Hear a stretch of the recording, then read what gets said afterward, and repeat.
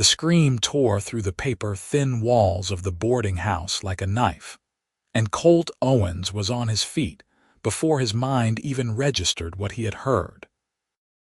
He had been sitting on the edge of his sagging bed, cleaning his revolver by lamplight, but the weapon was already in his hand as he burst into the narrow hallway.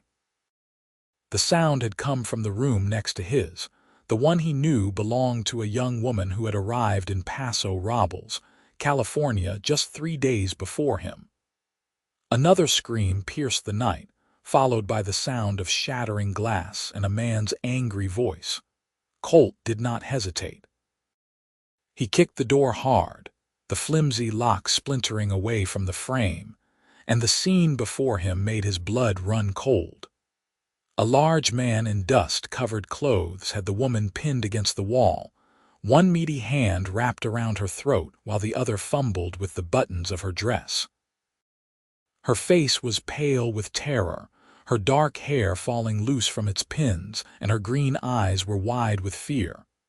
Without thinking, Colt grabbed the man by the collar and yanked him backward with such force that he went sprawling across the floor. "Get out," Colt said, his voice deadly calm. He pointed his revolver at the man's chest, his hand steady. "Now." The man scrambled to his feet, his face red with rage and whiskey. "This is none of your business, Cowboy. She owes me money." "I owe you nothing," the woman gasped, her hand at her throat. Her voice was shaking but defiant. "I paid you for the work you did. You came here wanting more. Lying witch."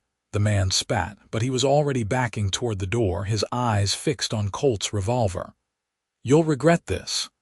"Leave," Colt said again, stepping forward, "before I decide you are not worth the bullet." The man cursed, but stumbled out into the hallway. Colt followed him to the top of the stairs, making sure he descended and left the boarding house entirely. He could hear the landlady, Mrs. Henderson, shrieking questions from below, but Colt ignored her. When he returned to the room, he found the woman sitting on the edge of her bed, her whole body trembling. She had wrapped her arms around herself, and tears were streaming down her face, though she made no sound. "You are safe now," Colt said quietly, holstering his gun. He stayed near the doorway, not wanting to frighten her further. "He is gone." She looked up at him, and even in the dim light from the single lamp, he could see the bruises already forming on her throat. "Thank you," she whispered. "I do not know what he would have done if you had not come." "Do you have somewhere else you can go tonight?" Colt asked, glancing around the small room. The window was broken, glass scattered across the floor, and the door hung crooked on its hinges. "You cannot stay here. The lock is broken." She shook her head slowly. "I have no one. I came here to work as a school teacher, but the position fell through. I have been trying to find other work, but I have almost no money left. That man, he did some carpentry work for Mrs. Henderson, and he saw me. He has been bothering me ever since." Colt studied her for a moment. She was young, perhaps 23 or 24, with delicate features and an air of refinement that seemed out of place in this rough boarding house. Her dress, though simple, was well made, and there was education in her voice. He made a decision.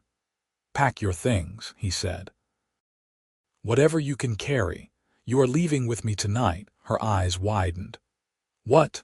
I cannot just leave with a stranger. I do not even know your name." "Colt Owens," he said. "I have a small ranch about 10 miles outside of town. It is nothing fancy, but it is safe, and you can stay there until you figure out what to do next. I give you my word that you will not be harmed." She stared at him, clearly torn between fear and desperation. "Why would you help me?" "Because it is the right thing to do," Colt said simply. "And because no woman should have to spend the night in a room with a broken door, wondering if that man is going to come back." The truth in his words seemed to settle something in her. She stood up, wiping her eyes with the back of her hand. "My name is Margaret Kane," she said. "And I accept your offer, Mr. Owens. Thank you." "Call me Colt," he said. Pack quickly. I want to be gone before that man drinks himself into more courage."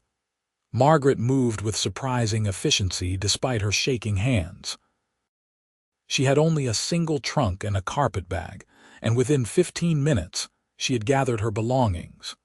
Colt carried the trunk down the stairs while Margaret followed with the carpet bag and a small satchel. Mrs. Henderson tried to block their way, demanding to know what was happening, but Colt simply set down $2 on the hall table. "For the door," he said curtly, then led Margaret out into the cool April night. His horse, a strong chestnut gelding named Rusty, was tied up at the hitching post outside. Colt secured Margaret's trunk behind the saddle and helped her up before swinging up behind her. The town of Paso Robles was quiet at this late hour, the saloon still glowing with lamplight but the streets mostly empty. Colt guided Rusty through the town and onto the dark road that led into the rolling hills beyond. Margaret sat stiffly in front of him, clearly uncomfortable with the intimacy of sharing a saddle, but Colt kept a respectful distance as much as the situation allowed. The night air was cool and sweet with the scent of wild grass and oak trees. The moon was nearly full, casting enough light to see the road ahead. Neither of them spoke for a long time, the only sounds the rhythmic clopping of Rusty's hooves and the distant cry of a coyote. Finally, Margaret broke the silence. "You said you have a ranch. Do you run cattle?" "Some," Colt said. "Mostly horses. I train them, break the wild ones, and sell them to ranchers and the army. It is honest work and it keeps me fed." "Do you live alone?" "Yes. My parents passed years ago and I have no siblings. It is just me." "That sounds lonely," Margaret said softly. Colt considered this. "Sometimes," he admitted, "but I like the quiet. I spent years working on big ranches, always surrounded by people and noise. When I saved enough money to buy my own place, I wanted space to breathe." "I understand that," Margaret said. "I grew up in Boston, and after my father died 2 years ago, I felt suffocated by all the expectations and the gossip. My mother remarried quickly, to a man I could not stand, and I knew I had to leave. I saw an advertisement for a teaching position here in California, and it seemed like fate." "What happened to the position?" Her voice turned bitter. "The school board decided they wanted a man instead. They told me that I was too young and too pretty to command respect from the students. It was just an excuse. They had already promised the job to the nephew of one of the board members." "That is not right," Colt said. "No, it is not," Margaret agreed. "But I have learned that fairness is not something women can count on. We have to make our own way however we can." Colt heard the steel beneath the sadness in her voice, and he respected it. They rode on in silence for another hour, the landscape around them growing more rugged as they left the town behind. Finally, Colt guided Rusty off the main road and onto a narrow track that wound between low hills. In the moonlight, Margaret could see the dark shapes of oak trees and the gleam of a creek running alongside the trail. "Almost there," Colt said. A few minutes later, they crested a small rise, and Margaret saw the ranch spread out before them in a shallow valley. It was modest, as Colt had said, but it looked solid and well kept. There was a small wooden house with a covered porch, a barn, a corral, and several other outbuildings. In the moonlight, she could see horses moving in the pasture beyond the corral, their shapes ghostly and beautiful. Colt brought Rusty to a halt in front of the house and helped Margaret down before dismounting himself.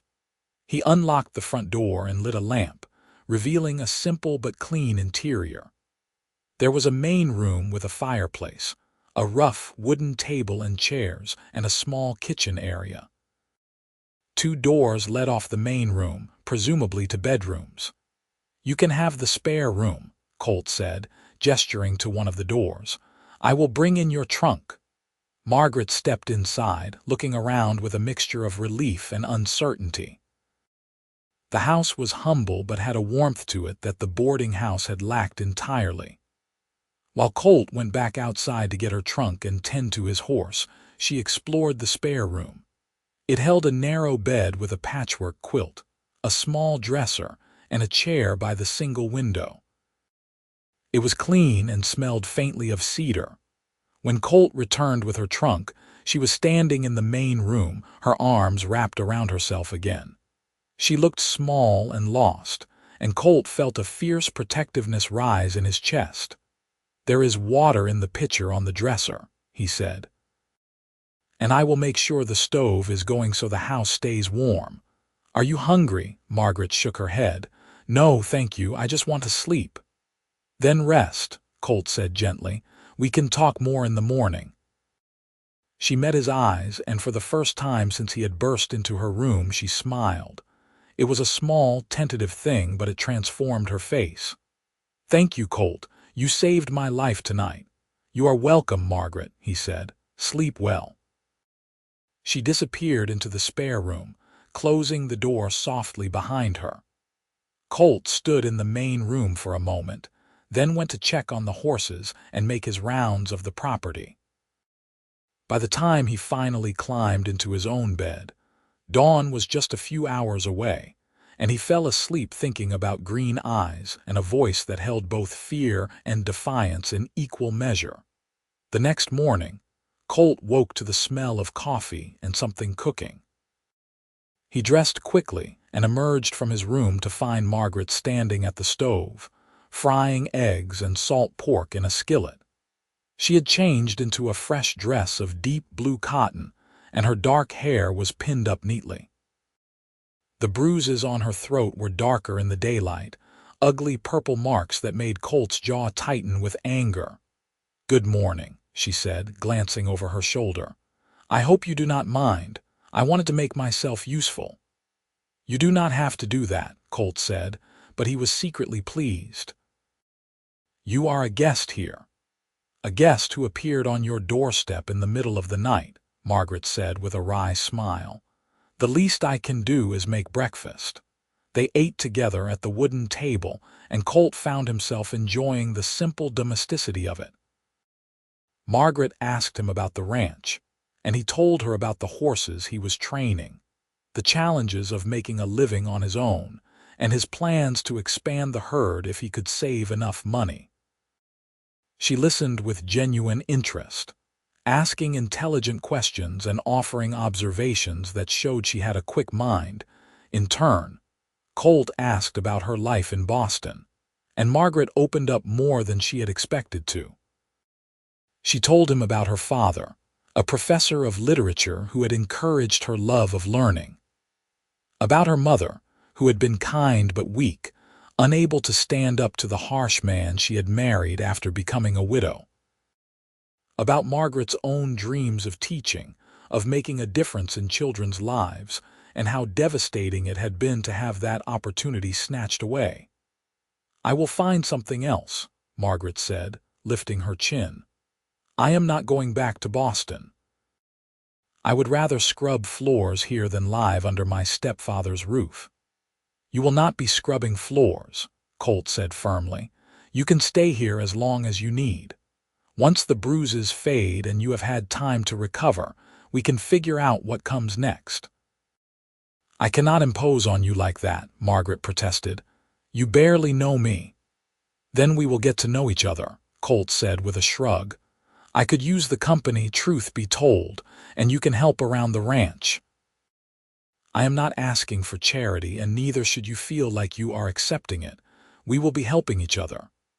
Margaret studied him for a long moment, then nodded slowly. "All right, but only until I can find proper work and a place of my own. I will not be a burden." "You are not a burden," Colt said, but he did not push the point. Over the following days, they settled into an easy routine. Colt rose early to tend to the horses and work on the various tasks that kept the ranch running. Margaret took over the cooking and cleaning, but she also spent time reading the books Colt had on his shelves and exploring the property. She was enchanted by the rolling hills, the oak groves, and the creek that ran through the valley.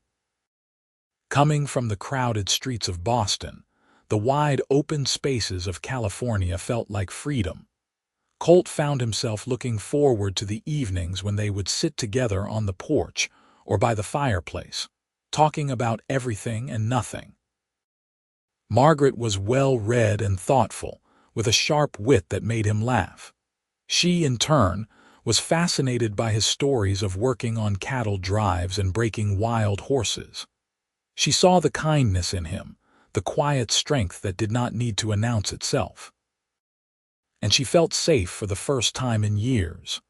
One afternoon, about a week after Margaret had arrived, Colt was working with a young mare in the corral, trying to get her used to the saddle.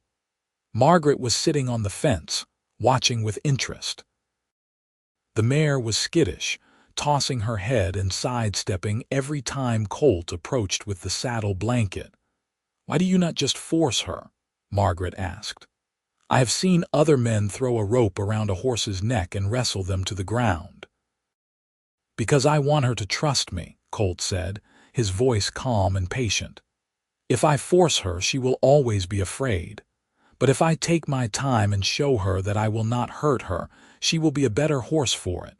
Trust is worth more than obedience." Margaret considered this, watching as Colt slowly, patiently worked with the mare. By the end of the hour, the horse was allowing him to place the blanket on her back, and though she was still nervous, she was no longer trying to bolt. Colt rewarded her with gentle pats and soft words, then released her into the pasture. "That was beautiful," Margaret said as he climbed over the fence to join her. "You have a gift." "Just practice," Colt said, but he looked pleased. "You want to try sometime? I could teach you to ride." Margaret's eyes lit up. "Really? I have never been on a horse in my life." "Then we will change that," Colt said with a grin. "Tomorrow, if the weather holds." That night, as Margaret lay in her bed, she realized with a start that she was happy.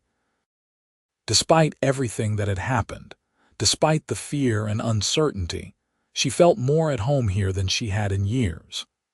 And when she thought about Colt, with his steady gray eyes and quiet kindness, her heart did a strange little flip that both thrilled and terrified her. In his own room, Colt was having similar thoughts.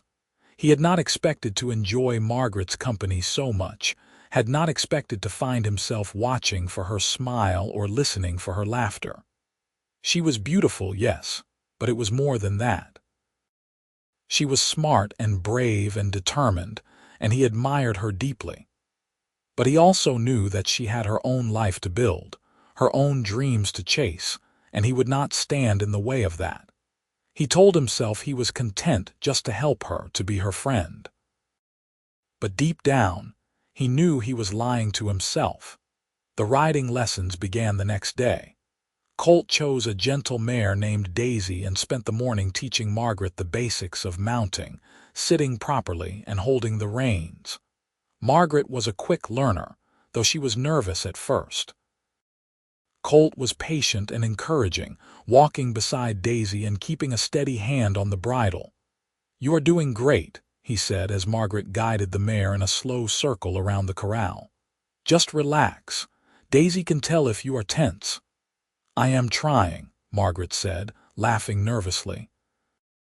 "It is higher up than I expected." "You will get used to it," Colt assured her. "Before long, you will be racing me across the valley." By the end of the week, Margaret was riding with more confidence, and Colt suggested they take a longer ride out to the far pasture. They packed a simple lunch and set off in the late morning, riding side by side through the Golden Hills. The weather was perfect, warm but not hot, with a gentle breeze that carried the scent of wildflowers. They talked as they rode, sharing stories and dreams. Margaret told Colt about the books she loved, the places she wanted to see, and the kind of life she hoped to build. Colt talked about his plans for the ranch, his love of the land, and the quiet satisfaction he found in honest work. And as they talked, the connection between them deepened, becoming something neither of them could deny. They stopped by the creek to eat lunch, sitting on a flat rock with their boots dangling over the water. Margaret had made sandwiches and brought apples, and they ate in comfortable silence for a while, just enjoying the beauty of the day. "I never thought I would end up here," Margaret said eventually, her gaze on the rippling water. "When I left Boston, I had such clear plans.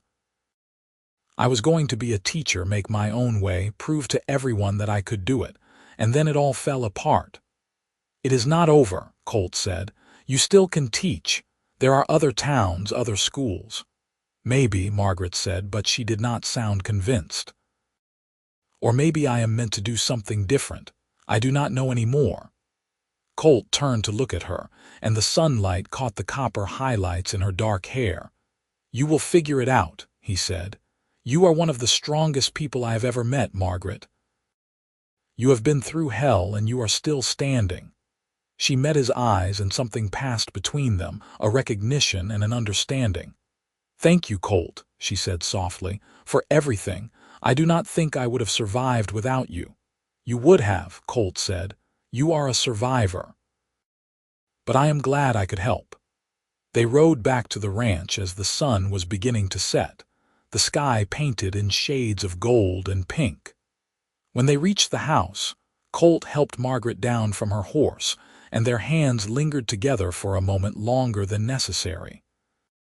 Neither of them spoke, but both of them felt it, the pull between them that was growing stronger every day. The weeks turned into a month, and Margaret showed no signs of leaving.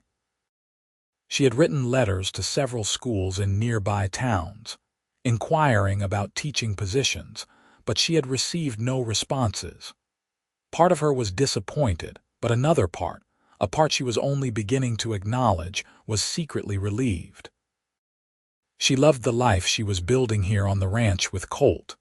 She loved the quiet mornings, the hard work, the simple pleasures of a good meal and a beautiful sunset. And she loved Colt, though she had not yet admitted it out loud. Colt, for his part, was increasingly aware that his feelings for Margaret had gone far beyond friendship. He loved the way she hummed while she cooked, the way she read aloud from books in the evenings, the way she laughed at his terrible jokes. He loved her strength and her vulnerability, her intelligence and her kindness. But he was afraid to say anything, afraid of pushing her away or making her feel obligated to stay because he had helped her. One evening in late May, they were sitting on the porch after dinner, watching the stars come out. The air was warm and sweet, and the crickets were singing in the grass. Margaret was sitting on the porch steps, and Colt was leaning against the railing, whittling a piece of wood. "Colt," Margaret said suddenly, her voice serious, "can I ask you something?" "Of course," he said, setting down his knife. "Why have you never married? You are a good man and you have a nice ranch. I would think women would be lining up." Colt chuckled at that. "I do not think there are any lines," he said.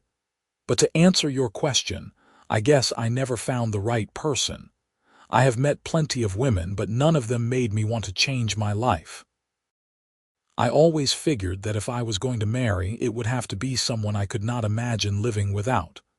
Margaret felt her heart beating faster. "And have you ever felt that way, about anyone?" Colt looked at her, and the intensity in his eyes made her breath catch. "Yes," he said quietly. "I have." The silence stretched between them, heavy with unspoken words. Finally, Margaret stood up and crossed to where he was standing. "Colt," she said, her voice barely above a whisper, "I need to tell you something. I think I am falling in love with you." The words hung in the air between them, and for a moment, Colt was too stunned to respond. Then a slow smile spread across his face, and he reached out to cup her cheek with his hand. "Margaret," he said, his voice rough with emotion, "I have been in love with you for weeks. I just did not know how to tell you. Really, she asked, her eyes shining with tears. "You are not just saying that, really," he said firmly. He leaned down and kissed her, a soft, sweet kiss that tasted of hope and promise. When they finally pulled apart, both of them were smiling. "I do not want to leave," Margaret said. "I know I said I would find my own place, but I want to stay here, with you." "Then stay," Colt said, pulling her into his arms. "Stay forever if you will have me." "Yes," Margaret whispered against his chest. "Yes, I will." They stood there on the porch, wrapped in each other's arms as the stars wheeled overhead and the night settled around them. It was the beginning of something new, something neither of them had expected but both of them desperately wanted. The next few months were the happiest of Margaret's life. She and Colt settled into their life together with an ease that felt natural and right. They worked side by side during the days, and in the evenings, they would sit together and talk or read or simply enjoy each other's company. They were building something together, not just a life but a partnership based on mutual respect and deep affection. In July, Colt asked Margaret to marry him properly. He did not have a fancy ring or a grand speech, just a heartfelt proposal on a quiet evening as they watched the sunset from their favorite spot by the creek. Margaret said yes without hesitation, and they married a week later in a simple ceremony at the small church in Paso Robles. The only witnesses were a few of Colt's friends from town and the kindly reverend who performed the service. Margaret wore a simple white dress that she had made herself, with wildflowers in her hair. Colt wore his best suit, his hair neatly combed and his face clean-shaven. When they exchanged vows, promising to love and honor each other for the rest of their lives, there was not a dry eye in the small church. And when Colt kissed his bride, sealing their union, Margaret felt a joy so complete it brought tears to her eyes. Their wedding night was spent at the ranch, in the home they now shared as husband and wife. Colt carried Margaret over the threshold, both of them laughing, and they spent the evening celebrating their new life together. They made love for the first time with a tenderness and passion that left them both breathless, and afterward they lay in each other's arms, talking about their dreams for the future. "I want to build this ranch into something we can be proud of," Colt said, stroking Margaret's hair. "And I want to fill this house with children if you want that too." "I do," Margaret said, her voice warm with contentment. "I want everything with you, Colt. A family, a home, a life full of love and laughter." "Then that is what we will have," Colt promised, kissing her forehead. The months passed, and their life together deepened and grew. Margaret discovered that she was pregnant in the fall, and the joy on Colt's face when she told him was something she would never forget. He was attentive and protective, insisting that she rest more and not overwork herself. Margaret found his concern endearing, even when it was a bit overbearing. "I am pregnant, not fragile," she would tell him with a laugh when he tried to carry her up the porch steps or insisted on doing all the heavy lifting. "I know," Colt would say, grinning sheepishly, "but I cannot help it. You are carrying my child, and I want to take care of you." Their first child, a son they named Samuel Colt Owens, was born in the spring of the following year. The birth was long and difficult, and there were moments when Colt feared he might lose Margaret. But she was strong, stronger than he had ever imagined, and when he finally heard his son's first cry, he wept with relief and joy. Holding Samuel in his arms, looking down at the tiny, perfect face of his child, Colt felt a love so overwhelming it took his breath away.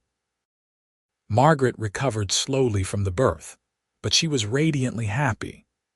She loved being a mother, loved the way Samuel fit perfectly in her arms, loved watching Colt hold their son with such gentleness and awe. The house that had once been so quiet was now filled with the sounds of a baby's cries and coos, and both Colt and Margaret thrived in the chaos and joy of new parenthood. As Samuel grew, he proved to be a healthy, happy child with his father's gray eyes and his mother's dark hair. Colt taught him to ride almost as soon as he could walk, and Margaret read to him every night, sharing her love of stories and learning. They were a happy family, content in their little corner of California. 2 years after Samuel was born, Margaret gave birth to a daughter they named Rose. She was a beautiful baby with green eyes like her mother and a sunny disposition that charmed everyone who met her. Colt doted on his daughter, and Margaret often teased him about being wrapped around Rose's tiny finger. "You are spoiling her," Margaret would say, watching Colt carry Rose around the ranch, pointing out the horses and telling her their names even though she was far too young to understand. "I am her father," Colt would reply with a grin. "It is my job to spoil her." The years passed in a blur of happiness and hard work. The ranch prospered, thanks to Colt's skill with horses and Margaret's careful management of their finances. They added more land, built a bigger barn, and expanded their herd. Neighbors came to respect them as fair and honest people, and they made friends in the community. Margaret never did become a formal school teacher, but she ended up teaching in her own way. She started a small school on the ranch, inviting the children of neighboring families to come and learn. It began with just a few students, but word spread, and before long, Margaret was teaching a dozen children in the front room of their house. Colt built her a proper schoolroom, a small building near the main house, and Margaret filled it with books and maps and all the tools of learning she had always dreamed of having. The children loved Mrs. Owens, as they called her. She was patient and kind, but also demanding, pushing them to think and question and learn. And she never turned away a child who wanted to learn, regardless of whether their family could pay. It was the work she had always been meant to do, and she did it with joy and dedication. One evening, when Samuel was 7 and Rose was 5, the family was sitting together on the porch after dinner. The children were playing in the yard, chasing fireflies in the gathering dusk, and Colt and Margaret were sitting close together on the porch swing, watching them. "Do you ever think about that night?" Margaret asked suddenly. "The night you heard me scream?" Colt turned to look at her, his expression thoughtful. "Sometimes," he said. "Why do you ask?" "Because I think about it all the time," Margaret said. "I think about how different my life would be if you had not been there, if you had not cared enough to help a stranger." "I could not have done anything else," Colt said simply. "When I heard you scream, I did not think. I just acted." "And I will be grateful for that for the rest of my life," Margaret said, leaning her head against his shoulder. "You saved me, Colt, not just that night, but every day since. You gave me a home, a family, a life I never thought I could have." "You saved me too," Colt said, wrapping his arm around her. "I did not even realize how lonely I was until you came into my life. You made everything better, brighter. I love you, Margaret."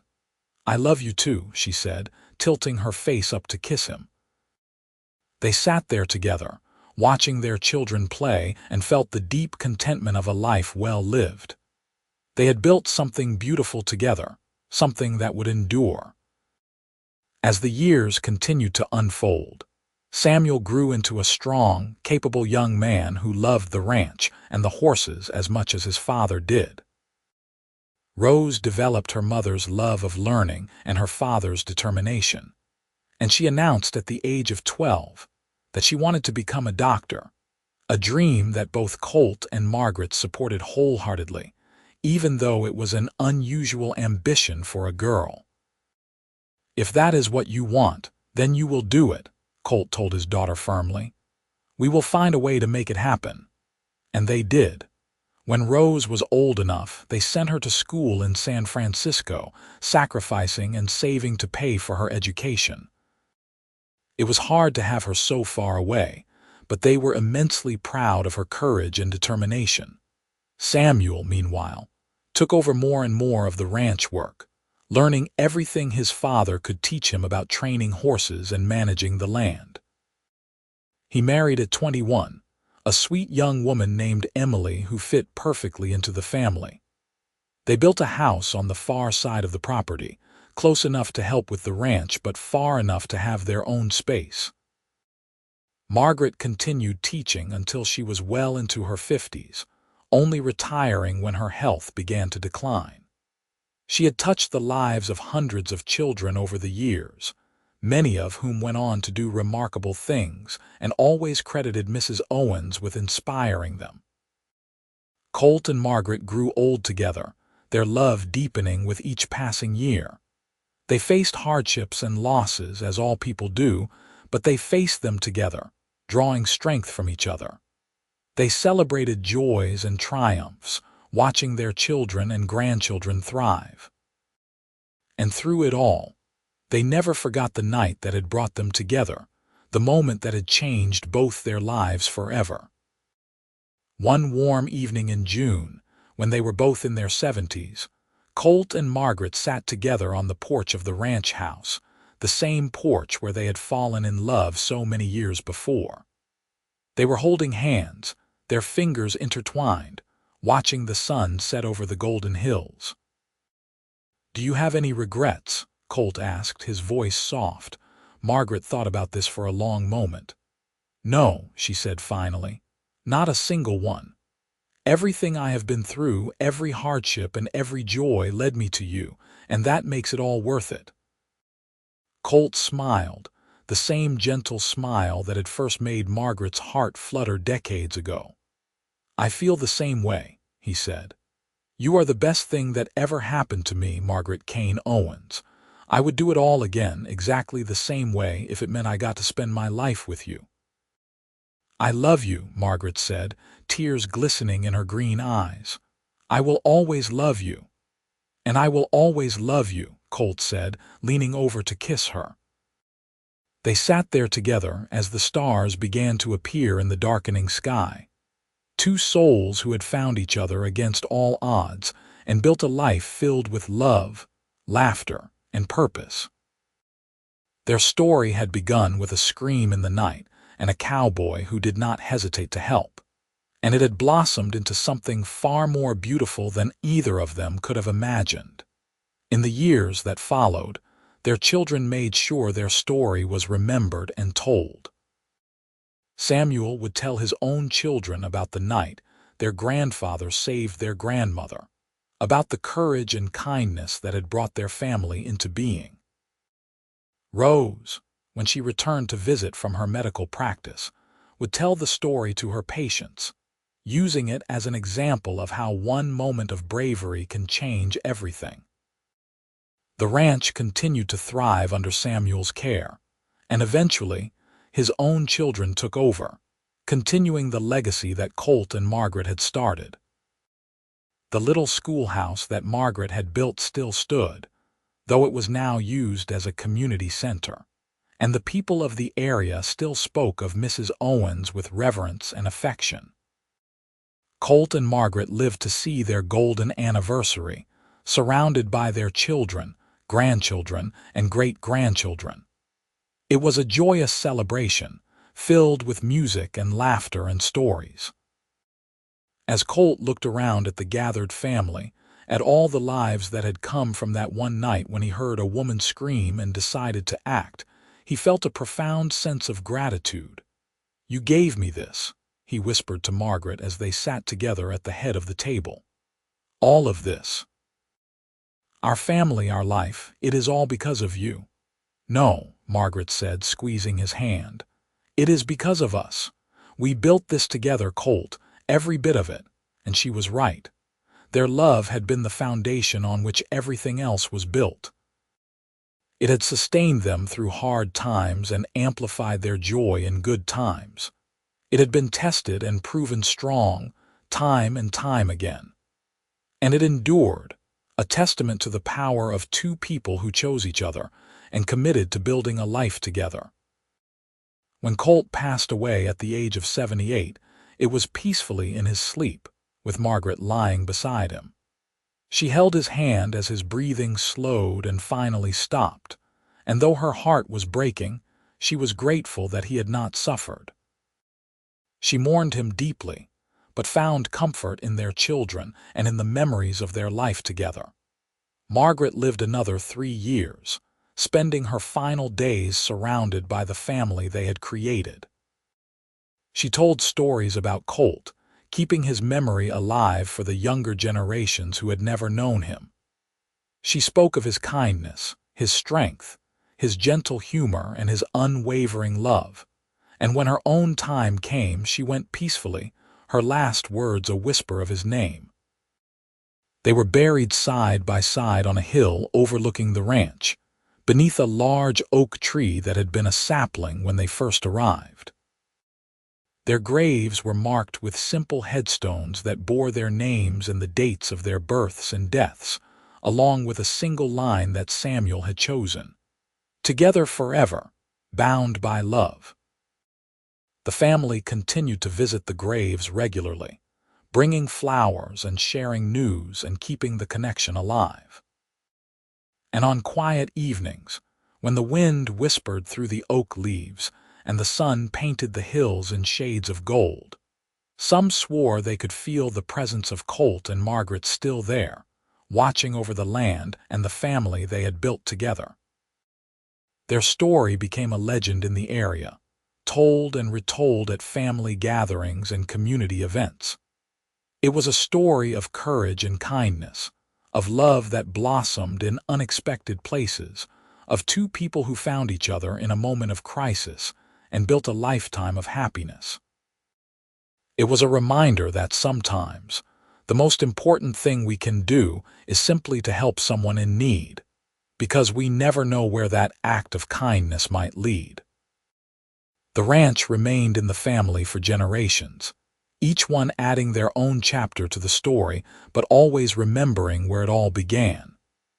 The main house was eventually expanded and modernized, but the original structure was preserved, a tangible link to Colt and Margaret's time. Visitors could still see the room where Margaret had first stayed, the porch where they had fallen in love, the schoolhouse where she had taught so many children. And every year, on the anniversary of the night Colt had heard Margaret scream and burst through her door to save her, the family would gather for a celebration. They would share a meal, tell stories, and raise a toast to the couple who had started it all. It was a tradition that persisted through the decades, and then the centuries, a way of honoring the legacy of love and courage that Colt and Margaret had left behind. Their great-great-grandchildren would sometimes stand on that hill by the oak tree, looking down at the graves and trying to imagine what it had been like all those years ago. They would think about a young woman, alone and frightened in a boarding house, and a cowboy who did not hesitate to help her. They would think about the life that had grown from that moment, the love that had sustained two people through all the joys and sorrows of a long life together. And they would feel grateful, knowing that they existed because of that one moment of bravery, that one choice to do the right thing. They carried the story forward, making sure it was never forgotten, making sure that future generations understood where they came from and the values that had shaped their family. The story of Colt and Margaret was not just a family legend but a testament to the enduring power of love and kindness. It showed that even in the roughest of times, in the wildest of places, human connection could flourish and create something beautiful. It demonstrated that true love was not about grand gestures or perfect circumstances, but about two people who chose each other every day, who worked together to build a life, and who never gave up on each other no matter what challenges they faced. In the end, what Colt and Margaret left behind was not just land or buildings or even children and grandchildren. What they left behind was a legacy of love, a blueprint for how to live a life of meaning and purpose. They showed that it was possible to find joy even after trauma, to build hope even after loss, to create beauty even in a hard and unforgiving world. Their story lived on, told and retold, inspiring each new generation to be brave, to be kind, to help those in need, and to never underestimate the power of love. And in that way, Colt and Margaret never really died. They lived on in the hearts and minds of their descendants, in the stories shared around dinner tables, in the values passed down from parent to child, in the very land itself that they had loved and tended so carefully. The ranch that Colt had built and Margaret had turned into a home remained a place of refuge and peace, a reminder that good things could grow from moments of crisis, that love could blossom in the most unlikely circumstances. The hills still rolled golden in the summer sun, the creek still bubbled and sang its way through the valley, and the horses still ran free in the pastures, just as they had in Colt and Margaret's time. And sometimes, on quiet evenings when the light was just right, people walking by the old oak tree on the hill would pause, feeling something they could not quite name. It was a sense of presence, of peace, of enduring love. It was Colt and Margaret, still together, still watching over the place they had built and the family they had created, still showing the world that love could conquer all, that kindness mattered, and that one brave act could change not just 2 lives but generations to come. Their love story, which began with a scream in the night and a cowboy's immediate response, had become something timeless and universal. It spoke to the best parts of human nature, the capacity for courage and compassion, the possibility of finding love when least expected, and the power of 2 people to create something lasting and beautiful together. It was a story that deserved to be remembered, celebrated, and passed down through the ages. And it was, faithfully and lovingly, by every generation that followed. The descendants of Colt and Margaret understood that they were the living proof of a love that had transcended time. They carried his determination and her intelligence, his kindness and her strength. They raised their own children with the same values, teaching them to help others, to work hard, to love deeply, and to never take for granted the gift of family. The lessons that Colt and Margaret had lived by continued to shape lives more than a century after they had first met in that boarding house in Paso Robles, California. As the modern world encroached and the old ways began to fade, the family made a conscious decision to preserve the ranch and the story that went with it. They turned part of the property into a working museum, allowing visitors to see how people had lived in the late 1800s, to hear the story of Colt and Margaret, and to understand the history of the region. School groups came to tour the buildings and sit in the schoolhouse where Margaret had taught.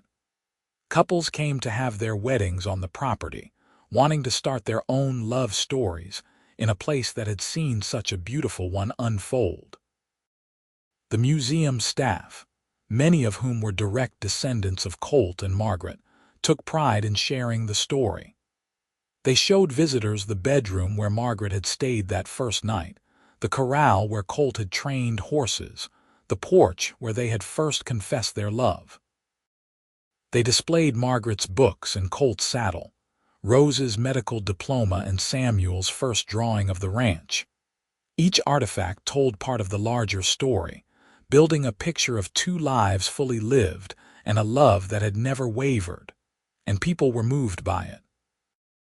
They came from all over, drawn by word of mouth or historical interest or simple curiosity, and they left with tears in their eyes and warmth in their hearts. The story of Colt and Margaret reminded them of what was possible, of what mattered most in life. In a world that often felt chaotic and disconnected, the story offered hope and inspiration. It showed that love could still triumph, that goodness still existed, that one person's choice to help another could ripple forward through time in ways beyond imagining. The ranch, the story, and the legacy of Colt and Margaret Owens became a touchstone for the community and beyond. It was proof that the past mattered, that history was not just dates and events, but the accumulation of individual lives and choices. It was a reminder that each person had the power to make a difference, to change the course of someone else's life, to create something that would outlast their own brief time on Earth. And so, the story that began on a spring night in 1877, when a frightened young woman screamed for help, and a cowboy responded without hesitation, continued to resonate more than 150 years later. It was a story that transcended time and place, speaking to something fundamental about human nature and the power of love. It was, in the end, exactly the kind of story that deserved to be told and remembered, a testament to two ordinary people who did extraordinary things simply by choosing each other and building a life together based on love, respect, and unwavering commitment. Their descendant stood now on the porch of the old ranch house, giving a tour to a group of visitors. She pointed out the places where Colt and Margaret had lived their lives, told the stories that had been passed down through her family, and watched as the visitors nodded and smiled and wiped away tears. And she felt the presence of her ancestors, felt the weight of their legacy, and knew that she was part of something much larger than herself. She was the keeper of a story that mattered, a story that would continue to be told as long as there were people who believed in love, courage, and the power of one moment to change everything. The story of Colt and Margaret would live on, forever proof that true love could conquer all.